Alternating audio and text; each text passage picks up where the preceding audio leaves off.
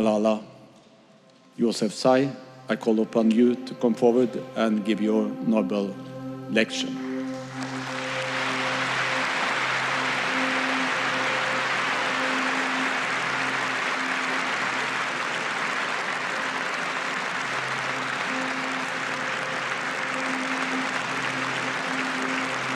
Thank you so much. Thank you. Thank you so much.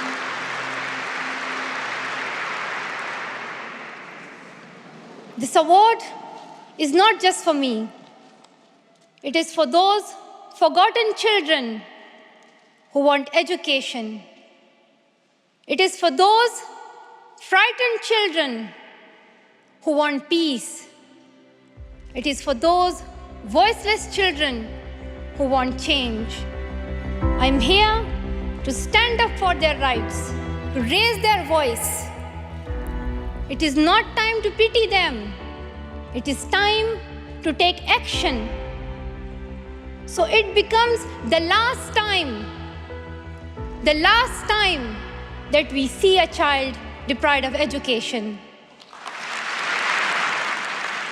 An advocate is someone who sees an injustice and doesn't ignore it, but wants to take action. Anyone can be an advocate. It doesn't matter how old you are. I have had a very long experience in advocacy, and I have learned a lot from it. I believe you can become a change maker and an activist right now. We are here to raise our voice. We are here to speak. All you need to do is believe in yourself, find your values, set a message, and then get into action. This masterclass is for anyone who wants to see change, whether small or big, but who wants to create a better, fairer world for everyone. Any person can become a change maker in the world.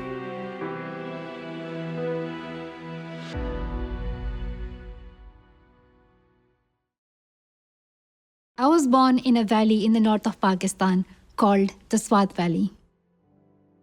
Girls were already facing difficulties in my community because of cultural norms.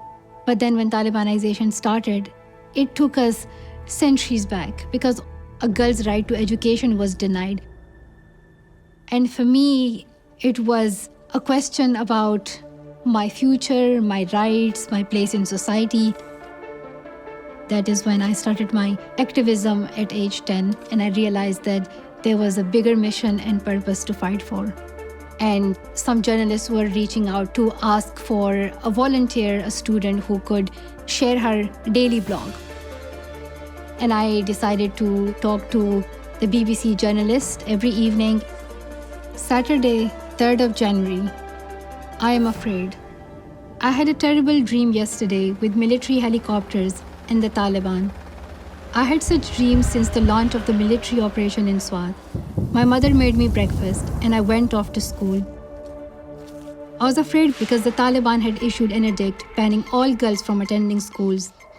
Only 11 students attended the class out of 27. The number decreased because of Taliban's edict. On my way from school to home, I heard a man saying, "I will kill you." I hastened my pace, and after a while, I looked back if the man was still coming behind me.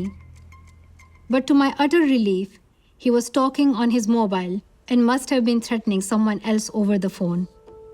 So when people started reading it, they all of a sudden started thinking about how this terrorism and extremism is impacting the life of girls. I was receiving attention locally, nationally, internationally, and my father and my mother were a bit worried about my safety, as all parents would, but it just did not occur to me for a second that the Taliban would target a girl. I never imagined that I would be attacked.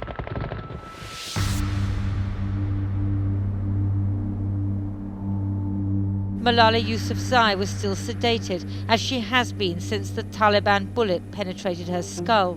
Doctors from the Queen Elizabeth's Hospital believe she has a reasonable chance of recovery in the unit which has treated thousands of soldiers injured in Iraq and Afghanistan.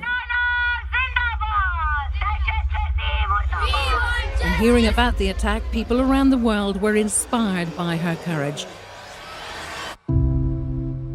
I remember just the last day of school and all of a sudden waking up in a hospital in Birmingham, not knowing where I am, who are these people, why they're speaking in English. But this was the time when I was recovering from the incident, and I realized that now I was in a place where I was receiving so much support from around the world that I could use it not just to speak out for myself and for my right to education, but for girls all around the world who do not have access to education right now. My mission was to ensure that all 130 million girls who are out of school can be in school and receive safe and quality education. So we started Malala Fund to create a world where every girl can decide and choose her own future. No matter where you live in the world, how old you are, where you come from, you can become a change maker. You can become an activist in your community. I am honored to be here with you. I have made mistakes, there have been ups and downs, and I want to share with you how you can become activists as well. And I'm going to talk about 4-stage advocacy cycle, which will include understanding your issue, developing a strategy, and then taking an action and assessing your impact. This masterclass, I'm going to be talking to Louis Ewu, who leads Purpose Union and works with leaders and activists to develop strategies for their work of activism. I will also be talking to Amika George, who led the Period Poverty campaign and convinced the UK government to provide free sanitary products in school. And I will share with you some exercises that you can try at home to figure out how can you become a change maker in the world. I am Malala, and this is Masterclass.